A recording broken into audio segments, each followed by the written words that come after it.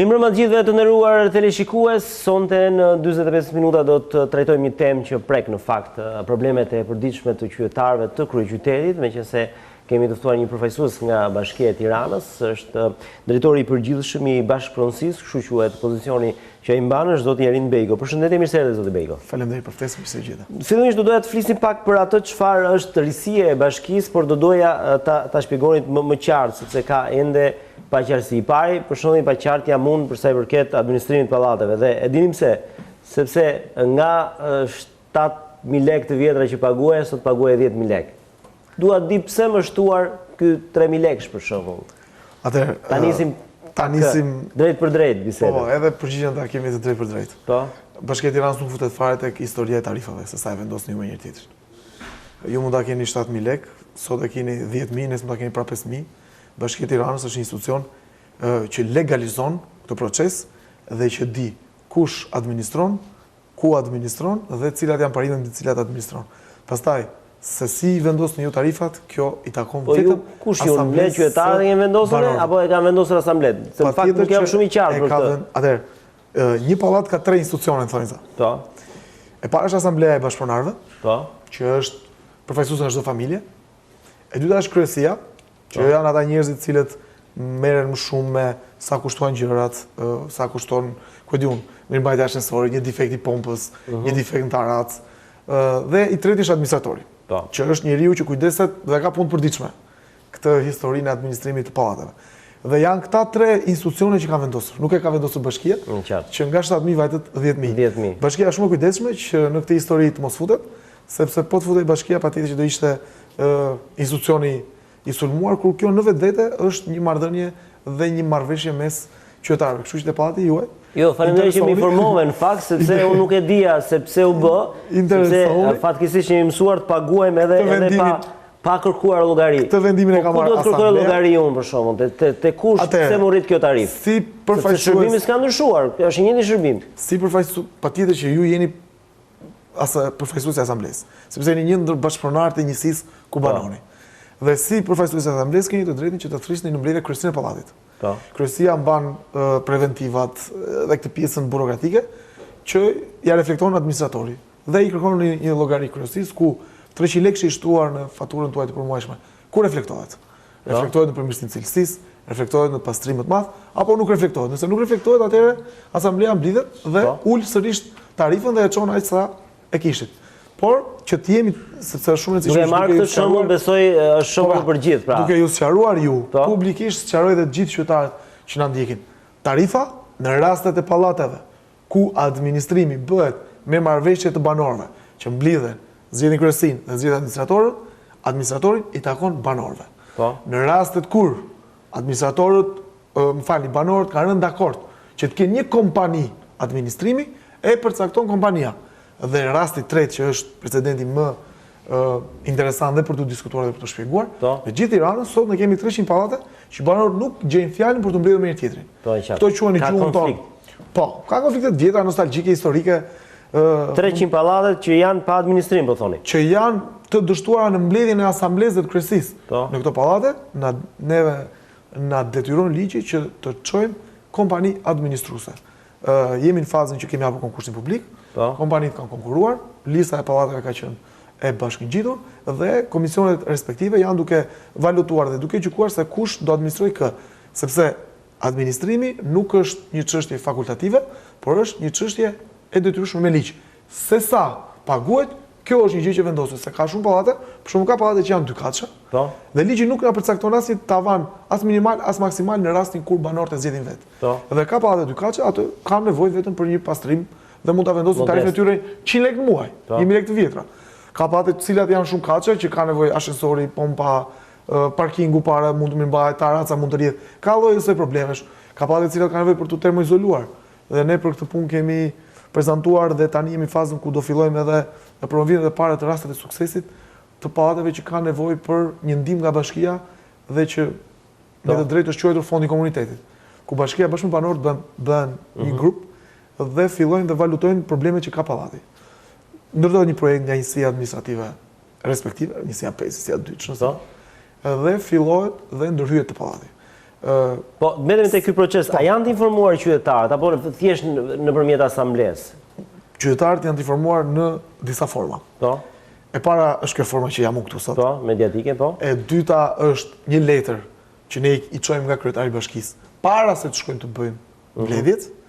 E treta është njoftimi zyrtar nga task forca, grupi të rinjve dhe të rejave që punojnë me mbledhjen e banorëve 10 ditë para mbledhjes së parë, ku do të mbledhen 2/3 e banorëve për të përcaktuar institucionet që thash pak më parë.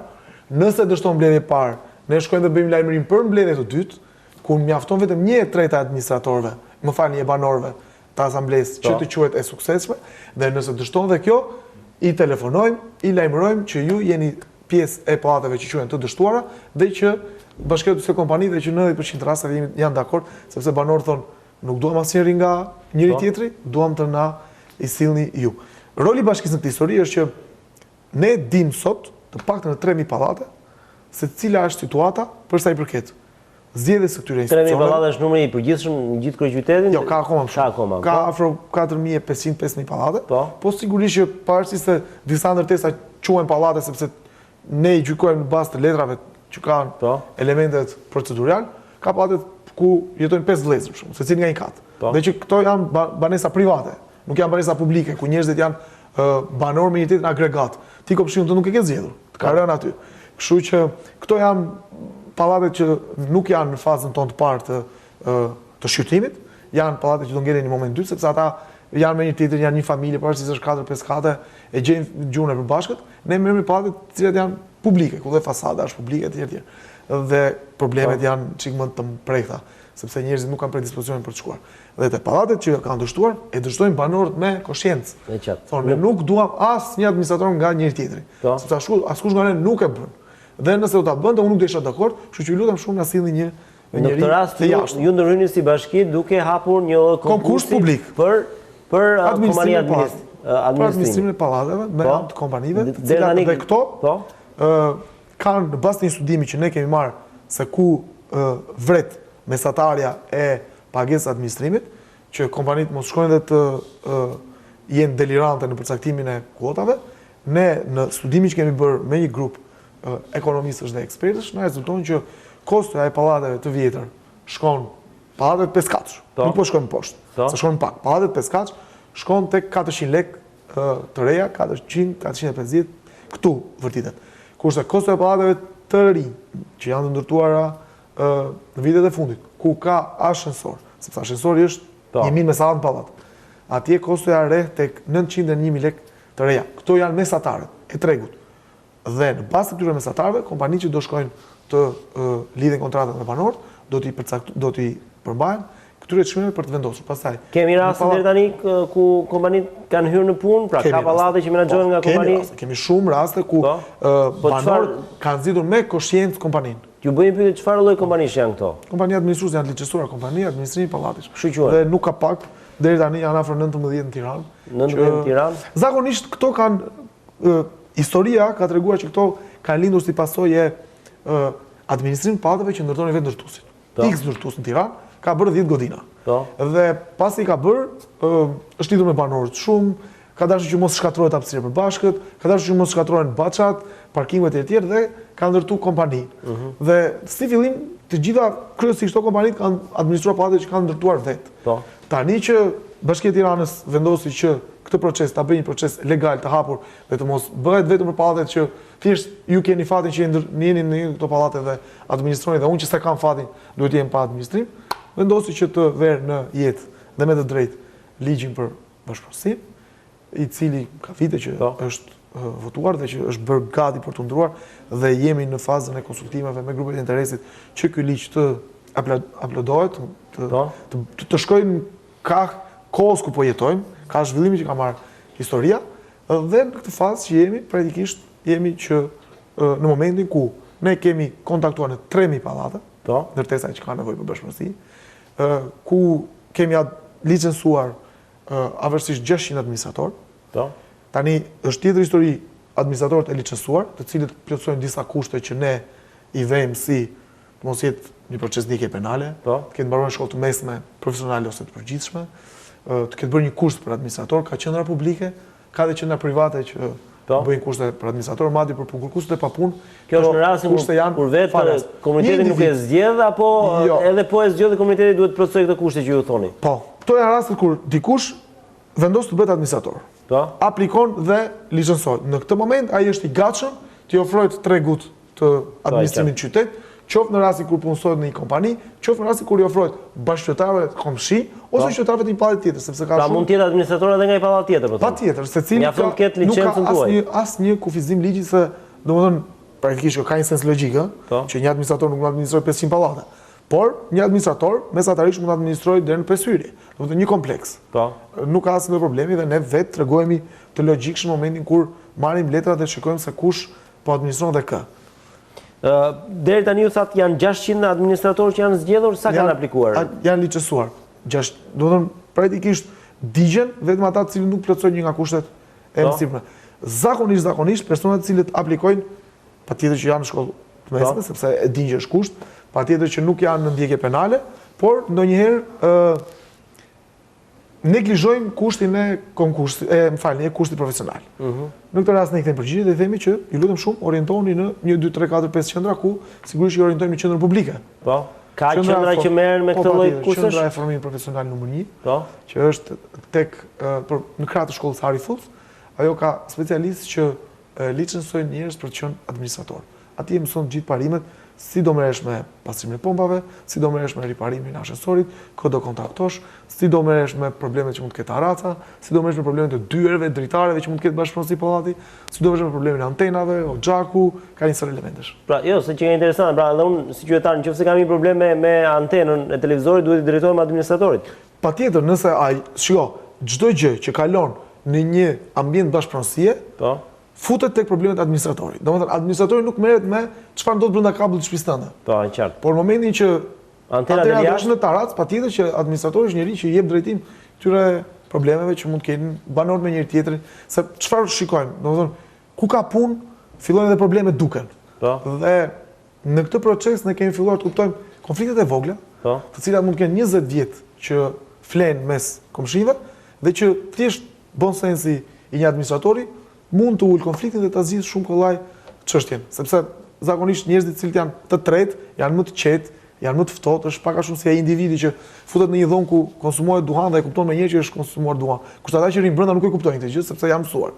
Edhe ajo çka ndodh me administratorët, shpesh administratorë të rinj, të mirë, të ftylluar, kuptojnë problemin, futen në kontekst dhe merren me zgjidhjen, jo thjesht diagnostifikojnë problemin dhe bëjnë zhurmën e madhe dhe potere.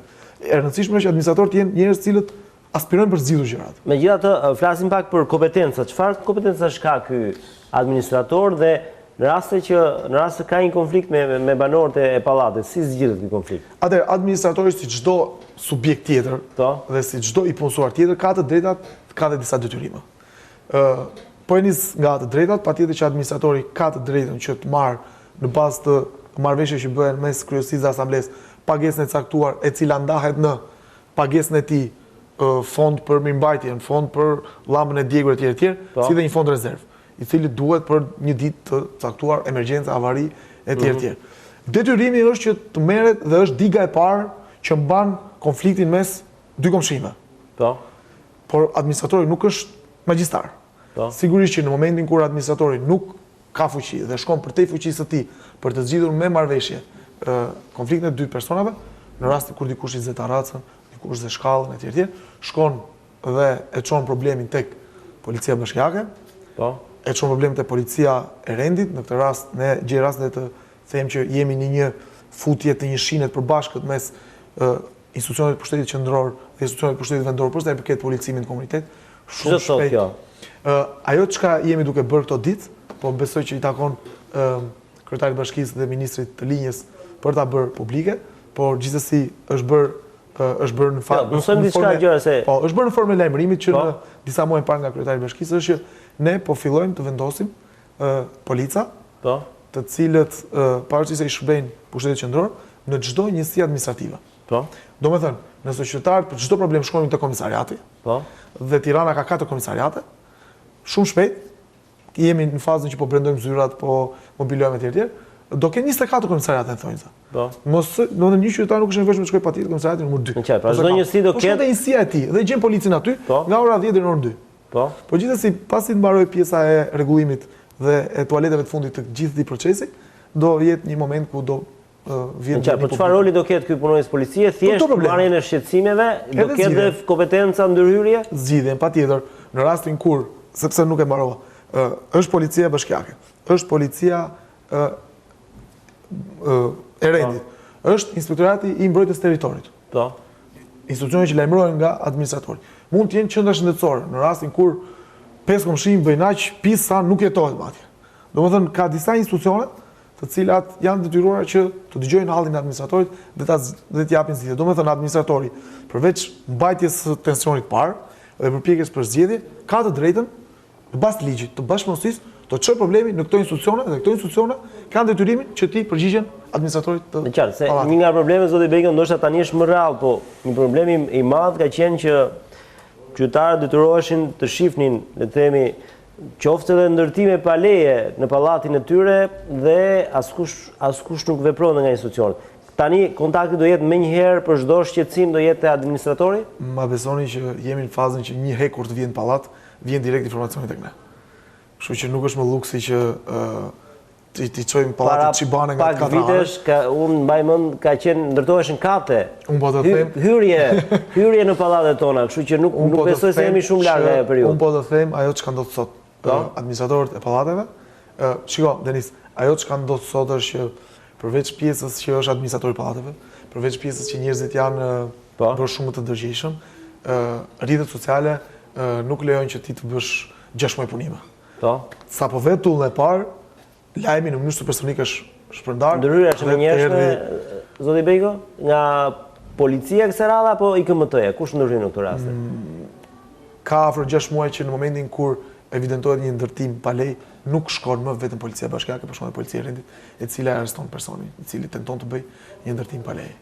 Do doja të pyesja, folëm pak për në rastet kur administratori mund të jetë i pafuqishëm në mbledhjen e fondeve, si veprohet ai qytetarët? Se e kemi pak në këtë merakull që qoftë edhe për 100 lekë të reja apo 200 lekë të reja bëjmë pak naze, po çfarë si vepron, si përcakton? Ligji aktual e ka përcaktuar në momentin kur administratori është i zgjedhur konform ligjit për cilin po flasim, administratori ka të drejtën që ta çojë këtë person në gjykatë dhe direkt të lidhet me një zyrë përmbarimi për të marrë dhe për të vënë në vend gjithë pjesën e mospagesës. Kur e them tani tingëllon si e çuditshme. Pra, mund të shkojë një banor, mund të shkojë në gjykatë për të qenë paguar 10.000 lekë të reja, të vjetra për shembull, Po, ai 10.000 lekë për një vit bëhet 100 dhe nuk është problemi se mungojnë 100.000 lekë në administrimin e pallatit. Po. Se për shembull pallatet e reja kjo gjë edhe është zgjidhur sot. I vën atij ashesorit një çip dhe mbaron historia. Domethënë personi që ka shtëpinë kat 7 është i detyruar të paguajë. Por kjo është më shumë për të mos lejuar që të bëhet mod që pakica e cila nuk paguan të predominojë dhe të prevalojë mbi shumicën që ka vendosur që të jetojë me disa rregulla në komunitet të cilat janë ligje vetëm në Shqipëri. Po si në shumë fusha tjera jemi në vonesë dhe duhet të kapim ritmin. Mjafton të ulesh mos shkon tutje në Itali, në Greqi, për të parë se çfarë autoriteti i rëndësishëm për një qytet është administratori i pallatit, kondominium në rastin e Italisë. Kështu që probleme ka, po vullneti dhe forma është në disa forma, në disa lloje. A, gjykata, B, bazë gjykatës zyrë përmbarimit, po C, që është rruga më e mirë është negociata. Kur thoni që keni licencuar 600 administratorë, do të thotë që le të themi duhen dhe 3.000 të tjerë për ta mbyllur procesin? Absolutisht jo. Nga këta administratorë, secili nga këta mund të administrojë disa hyrje, thashë pak më parë. Domethënë, secili nga administratorët merr disa hyrje, ne kemi evidentuar që janë 4.500 deri në 5.000 hyrje që kanë nevojë për administrim. Por një administrator merr disa hyrje. Ajo çka është sot evidente është që vazhdojnë aplikimin për ditë për administrator pallati. Është një formë dhe një mushkëri shumë e mirë edhe punësimi. Ne kemi sot njerëz cilët për arsye e reformës mund të kenë dalë pa punë, mund të kenë qenë inshushtarak. Janë njerëz ideal për ta bërë këtë punë. Ka persona të tjerë cilët në një formë apo në një tjetër janë shumë të lidhur me komitetin dhe me lagjen. Ndonjëherë ajo që na ndodh është që kur është një ai e ke parasysh në pallat burri i mirë që kemi një burr të mirë. Ndonjëherë ai edhe kur s'do, banorët i lutajnë, thonë të lutem, fillon dhe bëj këtë punë. Dhe është dhe një farë solidariteti mes njerëzve në pallat. Okej, unë e di që pallatin tim Luani është pa punë. Patjetër që Luani di ta bëj punë dhe unë kam gjithë bonsensin për ta provuar Luanin. Që ta bëj punë dhe më çdoj që Luani di ta bëj. Kështu që është punësim, është humanizëm. Ka ngjitur si le të themi si nis, nuk më e marr tamam si ligj, se nuk besoj se do shkojë ndonjë qytetar në gjykat për mosbindje ndaj administratorit. Nuk shkon qytetari në gjykat për mosbindje nga administratorit, po e sigurt që shumë shpejt do shikoni që do shkojnë qytetarë në gjykat për mosbindje nga kompanitë. Sepse kompanitë ato e kanë punë. Siç ju keni punë që jeni gazetarë dhe bëni emision, kompania atë punë ka. Dhe nëse në një pallat caktuar bëhet mod mospagimi, e sigurisht do shkojnë në gjykat. Zoti Bega, këtu ka një merak si qytetarë që se kjo punë e kompanive mund të kthehet në një lloj biznesi, që e shihni me rrezik ju dhe kur si ndërhyn bashkia nëse kompania, le të themi, kalon atë nivelin e normalitetit. Kompania, siç ndodh në çdo element tjetër në demokraci, ka disa afate me të cilat operon. Po. Dhe kryesia vetvete. Po. Dhe asambleja vetvete. Këto institucione janë të përjetshme. Në momentin që ne zgjedhim kryesinë e pallatit, kjo kryesi nuk ka mandat. Çfarë afati ka? Një administrator për shumë, një vjeçar. Çdo vit bën. Pasi viti duhet të ribëhet. Kështu që në momentin që dikush vere që X kompania apo X administrator është abuziv, ka 3 forma. A, nuk zgjidhet. B, lajmërohet nga ne në të dyja format, me shkrim dhe me gojë, dhe C, hiqet licenca. Është shumë e thjeshtë. E rëndësishme është që banorët të na vërtetojnë që ligji për bashkëpunësinë në X pallat nuk po zbatohet. Dhe ne marrim direkt masën. Zoti Bego, një problem i madh që unë konstatoj dhe vetë është çështja e parkimit në këto pallate. Do ndërhyjnë administratorin nëse unë i shpreh atë një shqetësim për mungesën e zonave të parkimit. Çfarë bën bashkia në këtë rast? Apo është përtej administrimit të pallatit? Është përtej administrimit të pallatit, por gjithsesi një përgjigje mund ta jap. Po. Sigurisht që parkimi është një problem sepse secili do makinën dhe secili do ta parkojë makinën sa më afër banesës. Për arsye fiksimi, sigurie etj. Këtu bashkia, policia bashkiake është e tmerrshme, ua garantoj është e tmerrshme. Edhe aty ku është cepi më i errët vjen me blok në dorë dhe gjobit. Kështu që e sigurt që policia bashkiake tek ajo çështja nuk vjen vet, po janë prap komshinë e tjetrit që denoncojnë komshiun, se di unë se sa denoncim na vin ditë që ma parkon makinë komshiu tek theksa ku dalun. Ju lutem hajde merrni masa. Ajo çështja që ju thoni është çështja që pengon një nga komshinët.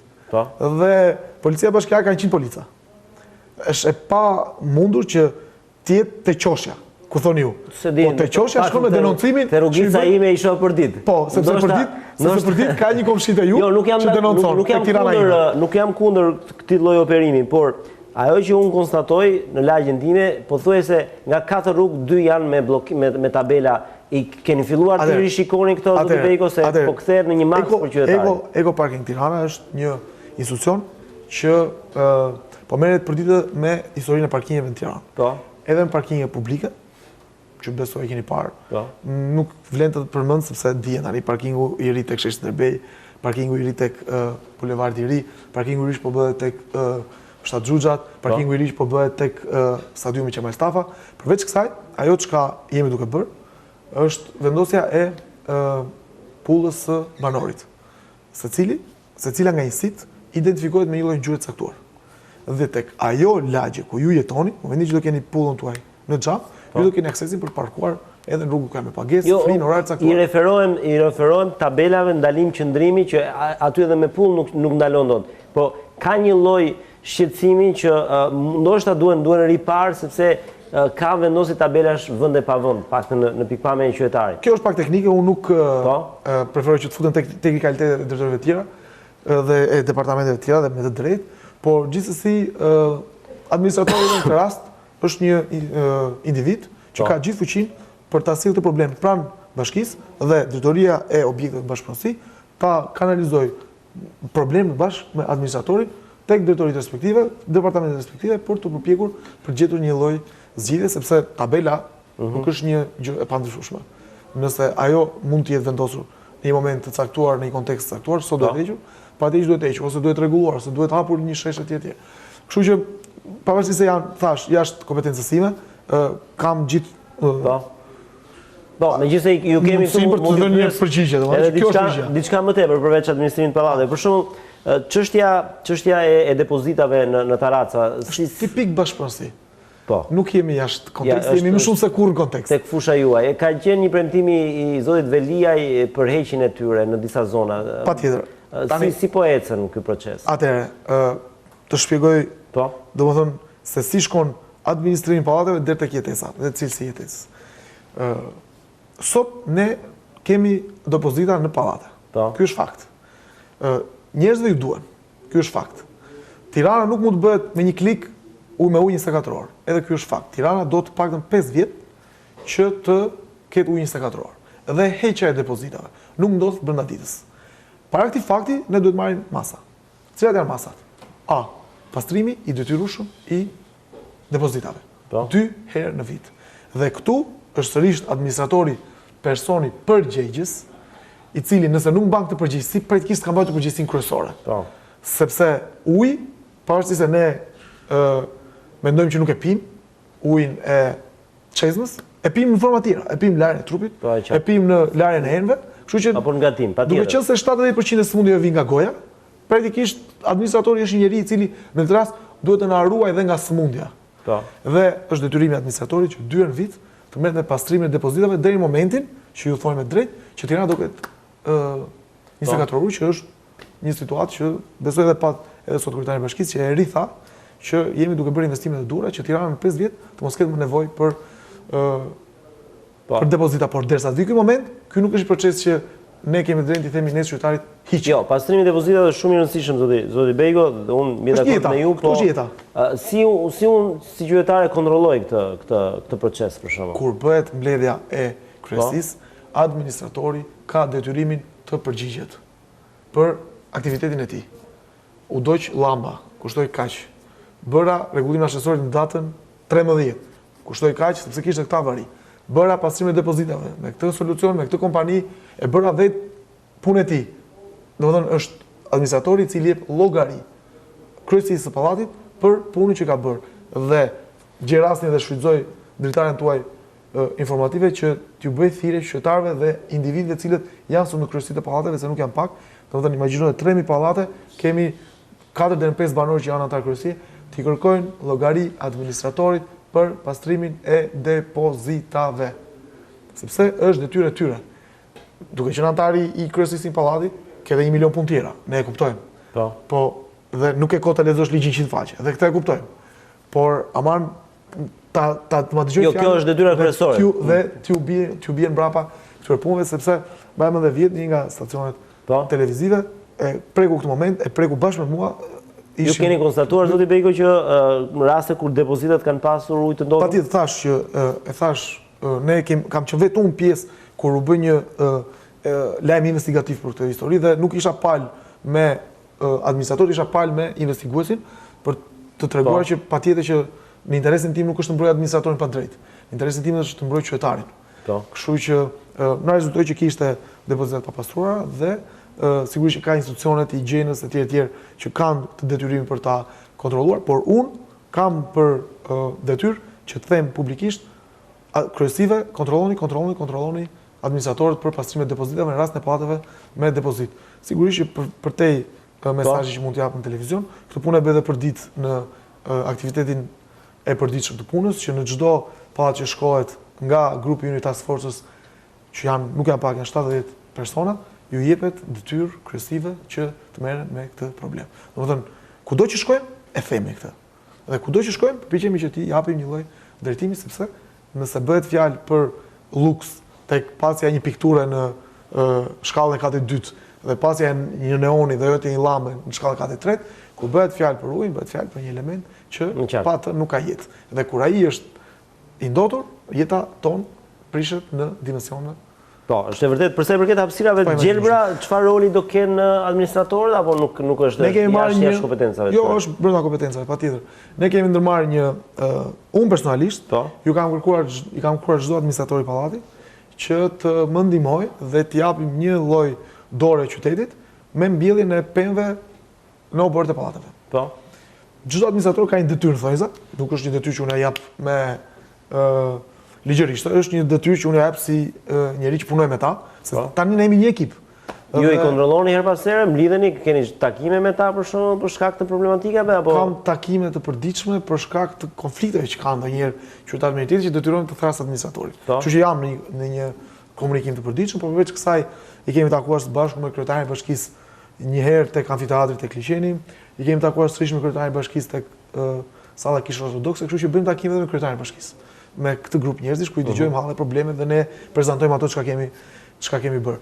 Përsa i përket apësirave të gjelbta, çdo administrator deri tani 100% administratorëve që ju kanë kërkuar më është përgjigjur me mbjelljen e 5 deri në 15 pemëve përballë pallatit ku jetojnë ato mikrohapësirat e vogla, të cilat deri dje mund të përdoreshin për të hedhur lëkurën e bananes. Kështu që në vazhdën e fushatës madhore që ka bashkia për mbjelljen e 100.000 pemëve deri në 21 mars, jemi edhe ne në çdo pallat me mbjelljen e 5 deri në 15 pemëve bashkë me administratorin, kryesinë e tjerë, ku kryesisht administratorët ose bëhen bashkë me banorët dhe vendosin të mbjellin pemët, ose marrin këtë shumë që nevojitet simbolike për mbjelljen e këtyre pemëve nga fondi i tyre rezervë, që thashë pak më parë që e ka çdo administrator me kontratë.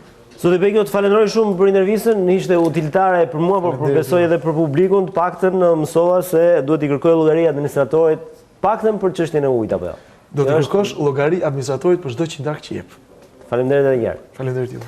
Kemi ardhur në fund të emisionit për sonte të nderuar teleshikues dhe besoj është një çështje që ju intereson dhe juve, pikërisht kërkesa llogarisë për çdo lek që ju i jepni për administrimin e pallatit tuaj. Natën e mirë dhe mirupafshim.